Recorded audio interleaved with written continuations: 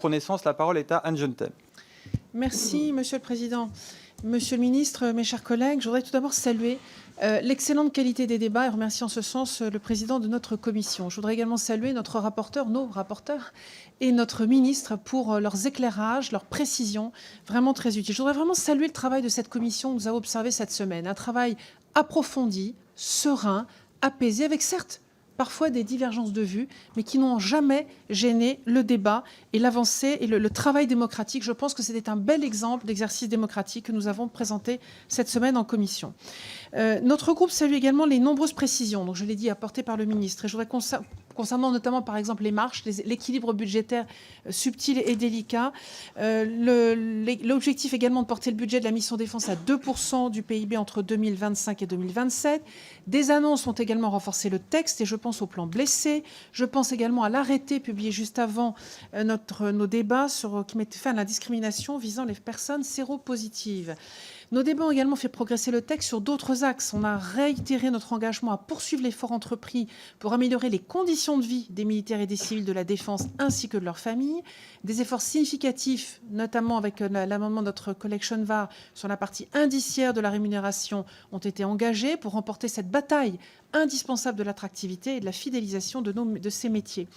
Concernant également le visage de nos armées, nous avons rappelé, répété et inscrit maintenant dans la loi notre ambition pour une plus grande diversité, pour une meilleure représentativité également des femmes et de nos concitoyens ultramarins. Et puis, nous avons également renforcé la crédibilité de nos armées avec des moyens renforcés, amplifié, malgré les débats que nous avons eus sur le terme amplifié.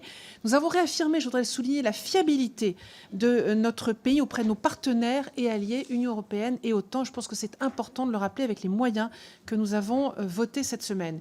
Nous avons réaffirmé nos ambitions pour nos armées à l'international en consacrant la fonction stratégique influence dans le texte, en promouvant la mobilité internationale des militaires. Et je remercie Monsieur le ministre d'y avoir porté une attention importante, parce que moi j'y tiens beaucoup, cette mobilité internationale et cette reconnaissance de ce que ça leur apporte, en rappelant que la France est un acteur clé de la défense de l'Europe et qu'elle œuvre tout en restant, je l'ai dit tout à l'heure, c'est vraiment, je le répète, un allié loyal et exemplaire au sein de l'OTAN, au renforcement du pilier européen de cette alliance.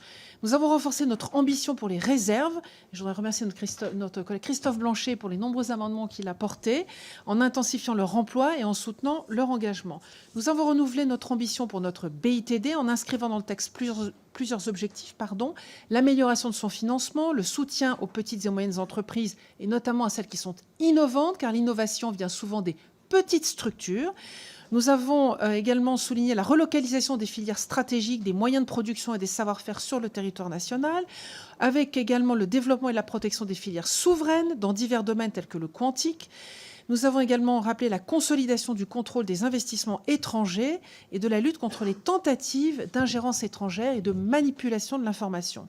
L'information et le contrôle du Parlement ont également été renforcés par nos travaux, qu'il s'agisse des rapports programmés, du vote du Parlement sur l'actualisation prévue à l'article 7 et des précisions apportées aux articles 8 et 9. Enfin, nous avons rappelé l'impact du changement climatique et notre souci de le prendre en compte dans notre stratégie militaire française. Nous sommes convaincus donc de la cohérence entre ces engagements budgétaires présentés ici, les moyens déployés et le calendrier retenu.